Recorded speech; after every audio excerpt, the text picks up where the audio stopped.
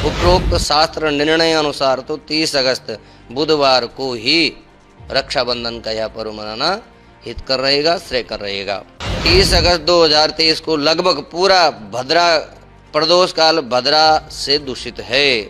शास्त्रकारों ने प्रदोष के अनंतर भी भद्रा रहित रात्रि काल में रक्षाबंधन को विहित बतलाया है। और रात्रि में या प्रदोष काल में भी नहीं आप कर पा रहे हैं तो भगवान को समर्पण करते हुए, भगवान को भोग नैवेद्य अर्पण करके, रक्षा सूत्र अर्पण करके उसके बाद आप अपने भाइयों के कलाइयों पे या रक्षा सूत्र बांध सकते हैं।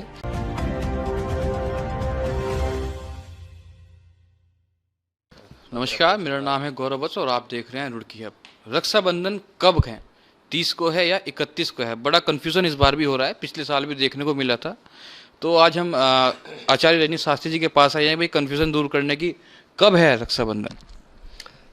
धन्यवाद गौरव जी और रुड़की हब के सभी दर्शकों का बहुत बहुत स्वागत। सीताराम। और रक्षाबंधन को लेकर के भ्रांतियाँ बनी हुई हैं इस बार भी कि रक्षाबंधन 30 तारीख में रहेगा, 30 अगस्त में रहेगा या 31 अगस्त में रहेगा। जहाँ तक बात की जाए शास्त्रों की तो वहाँ पर यह कहा गया है कि रक्षाबंधन का जो पर्व है वो रक्षाबंधन का पर्व पूर्णिमा जिस दिन व्याप्त हो भद्रा रहित उसके लिए श्रेष्ठ मुहूर्त माना जाता है। लेकिन इस बार जो पूर्णिमा की तिथि है वो 30 अगस्त में है पूरा दिन, लेकिन उसमें क्या है कि कुछ भद्रा के कारण कुछ विसंगतियां हैं। और 31 अगस्त में जो हमारी पूर्णिमा तिथि जा रही है वो तीर मुहूर्त व्यापनी नहीं है, जो केवल 7:06 तक ही रहेगी। इसलिए 31 तारीख का जो दिन है वो कहीं से भी ठीक नहीं रहेगा, क्योंकि वो केवल तिरमूर्त व्यापनी नहीं है। यदि तिरमूर्त व्यापनी अगले दिन होती उदय काल में पूर्णिमा में तो 31 तारीख को मनाना शुभ रहता। लेकिन इस बार जो है 30 अगस्त दिन बुधवार के दिन पूर्णिमा तिथि जो है शास्त्रों में लिखा गया है कि अपराह्न व्यापनी पूर्णिमा में भद्रा दोष व्याप्त है और आगामी दिन 31 अगस्त गुरुवार को पूर्णिमा तिरमूर्त व्यापनी नहीं है। पूर्णिमा केवल 7:06 पर समाप्त हो रही है। अतः उपरोक्त शास्त्र निर्णय अनुसार तो 30 अगस्त बुधवार को ही रक्षाबंधन का यह पर्व मनाना हितकर रहेगा, श्रेयकर रहेगा। और प्रदोष काल के समय भद्रा काल यदि रहित हो तो सर्वोत्तम है। तो भद्रा काल का जो समय है वो लंबा चलने वाला है। इस बार लगभग 30 अगस्त 2023 को लगभग पूरा भद्रा प्रदोष काल भद्रा से दूषित है। तो यह माना जा रहा है कि इस बार जो शास्त्रकारों ने प्रदोष के अनंतर भी भद्रा रहित रात्रि काल में रक्षाबंधन को विहित बतलाया है। अतएव शास्त्र निर्देश अनुसार 30 अगस्त को प्रदोष काल के बाद भद्रा काल रहित अर्थात रात्रि को 9:03 के बाद श्रेष्ठ मुहूर्त बताया जा रहा है। लेकिन इसमें भी कुछ माता बहनों को दिक्कत रहेगी निश्चित रूप से, क्योंकि यह रात्रि काल का समय है।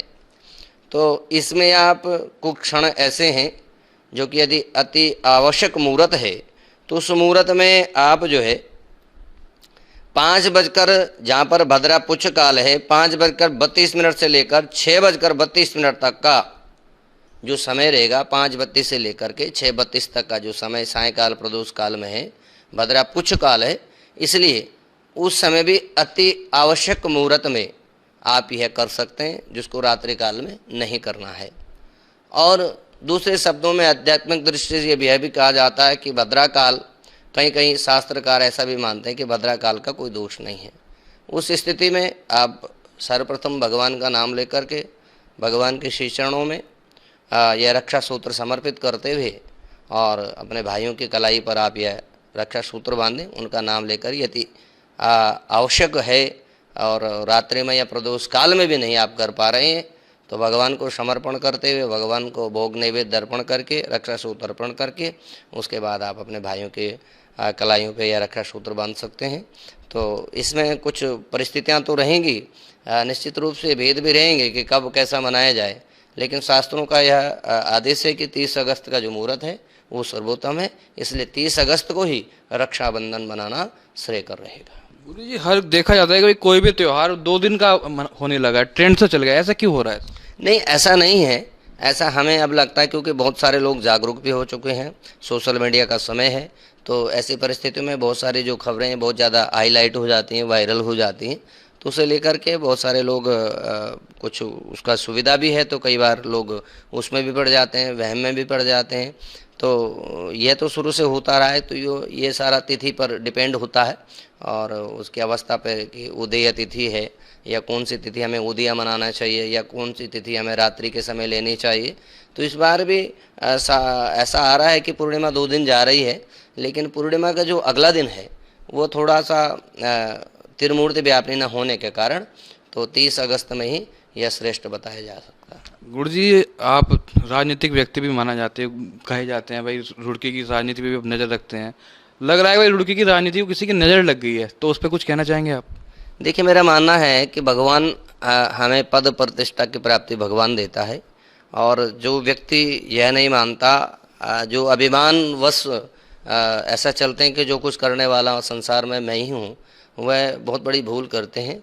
और पूरे जनमानस को, चाहे कोई राजनीतिक हो चाहे कोई भी, हर एक व्यक्ति को जाना है जीवन में अपनी यात्राओं को पूर्ण करने के बाद, और अपने आत्म कल्याण के लिए भी विचार करना चाहिए। ऐसा मेरा सारा उन राजनीतिक लोगों से विनम्र निवेदन सभी लोगों से यह है कि अपना आत्म कल्याण भी सोचना चाहिए जीवन में।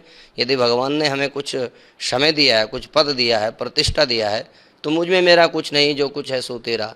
तो यह मिलना कोई मुश्किल नहीं है, कोई भी काम, पद प्रतिष्ठा, यश कीर्ति मिलना मुश्किल नहीं है, मिल जाता है, लेकिन मिलने के बाद उसको संभालना, उसका निर्वहन भली भांति पूर्वक करना, ये बड़ी बात होती है। संसार में कोई पद प्रतिष्ठा मिलना कोई बड़ी बात नहीं होती, लेकिन उनको अच्छे से संभालना और भगवान का आशीर्वाद लेकर के यदि हम सब काम करें, तो मुझे सारे राजनीतिक लोगों से यही विनम्र प्रार्थना है कि ऐसा ना करें, अपना भी आत्म कल्याण जीवन में सोचें, अपने बच्चों का भी आत्महित सोचें कि उनका भविष्य कैसे सुरक्षित रहेगा, क्योंकि ये सब चीज़ें कुछ समय के लिए बढ़ती हुई दिखाई देती हैं। अन्याय विपर्जितम धनम 10 वर्षाणि तिष्ठन्ति प्राप्ति च 11 वर्ष तत् समूल विनियसन्ति। बड़े बड़े सेठ चले गए, बड़े बड़े धुरंधर चले गए, तो सभी लोगों को मुझे लगता है कि रुड़की तो बड़ा शांत नगर है और हरिद्वार की यह धरा है, भूमि है, पवित्र माँ गंगा की यह भूमि है और ऋषियों की यह भूमि है, संतों की यह भूमि है, और रात दिन यहाँ पर कुछ ना कुछ हितोपदेश चलते रहते हैं।